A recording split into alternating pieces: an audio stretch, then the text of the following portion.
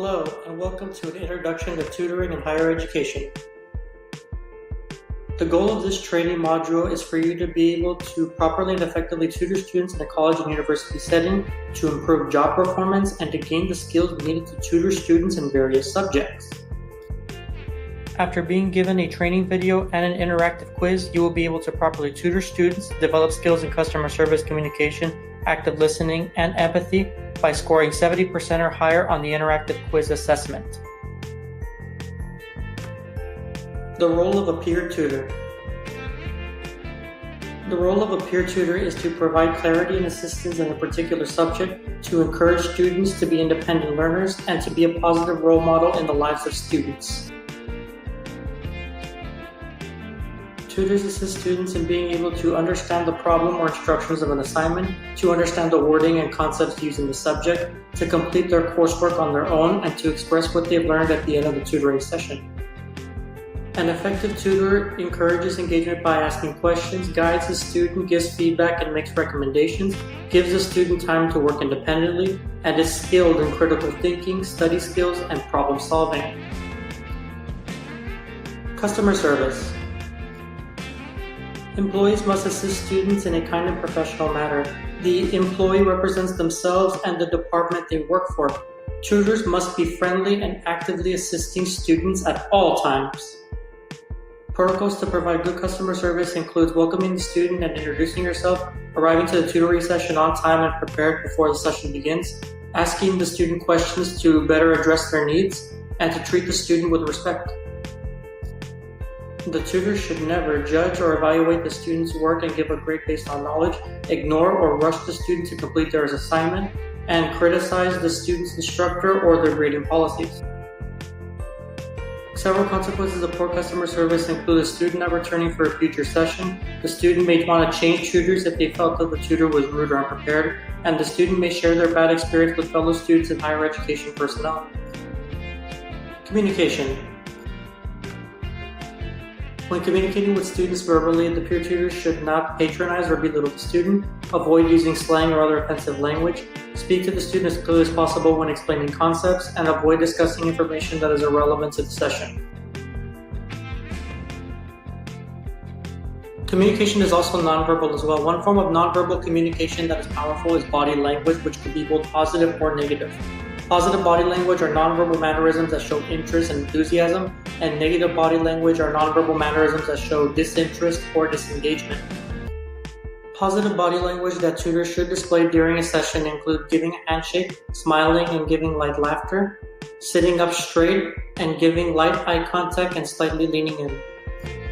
Negative body language that tutors shouldn't display include checking the time, minimal eye contact and tapping, crossing their arms, and being too close or distant from the student.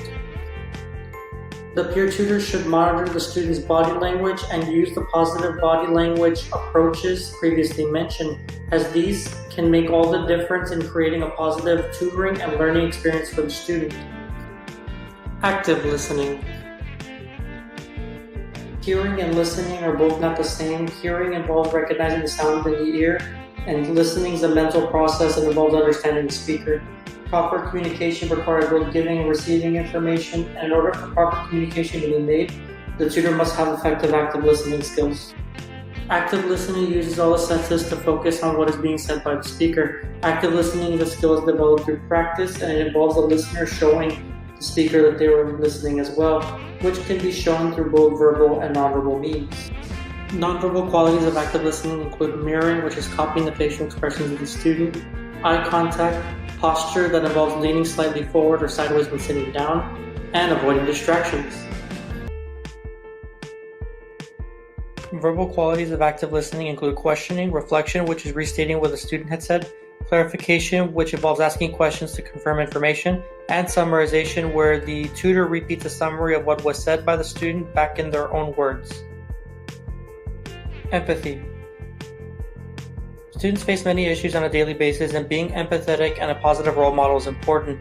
Empathy is to understand a person's thoughts, feelings, and conditions from their perspective, and similar to active listening, empathy is a skill that can be improved.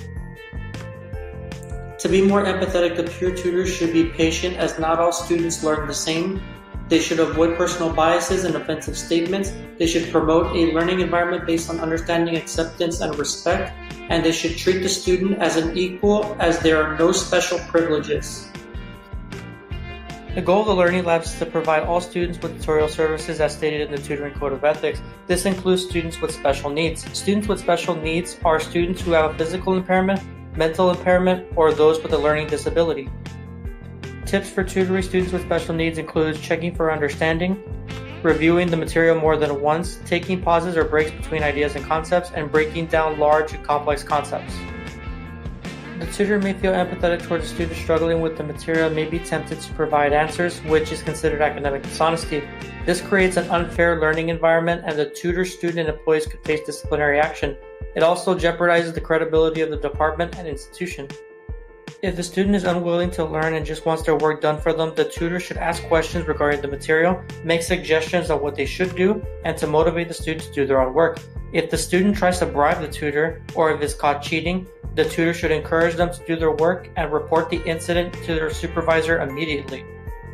If the student is facing a non-academic issue, the tutor should listen, be understanding, kind, and sensitive to the student's issue, and if the student mentions an issue such as sexual harassment or violence, the tutor should report it immediately.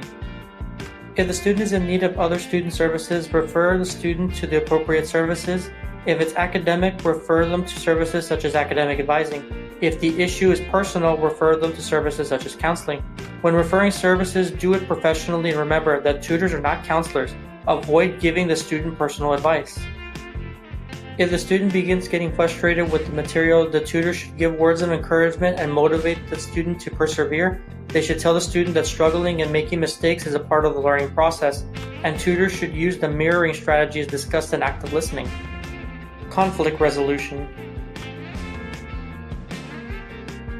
At times, the student may become frustrated or angry.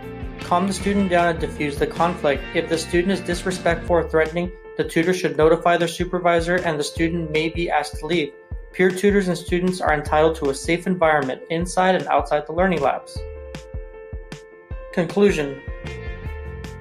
In conclusion, tutoring students requires customer service communication, active listening, and empathy skills. These skills will allow the peer tutor to properly tutor students and improve their learning experience. These skills will also enable peer tutors to successfully perform in their future occupations. We hope that you enjoyed watching this brief introduction to tutoring and higher education training video. Thanks for watching.